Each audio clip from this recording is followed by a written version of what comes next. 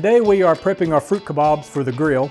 So for starters, you first want to soak your skewers in cold water for about 20 minutes to get them good and soaked, so when you put them on the grill they won't catch a fire on the grill. So that's the first tip of the day. And then next we have all our fresh cut fruit out of our produce department, starting with our pineapple and our cantaloupe, which are already cut and ready to go, as well as the strawberries that we cut in store for you.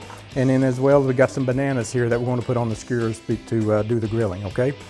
So you can just color coordinate it however you'd like, depending on what your taste buds like the best.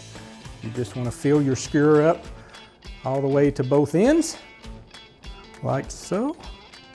And I like to season mine up a little bit with some olive oil and some maple syrup, just to get a little extra flavor. And you can cook them just like this on the grill, which is fine if you just want the fruit flavor. There'll be enough sugars and all in that. But just for a little added flavor and all when you're cooking, you can just drizzle some olive oil on them. And then just for a little added flavor, you can put some of the culinary maple syrup on here. Just drizzle it across the top of it here. And this will get a little caramelization when you're doing them on the grill.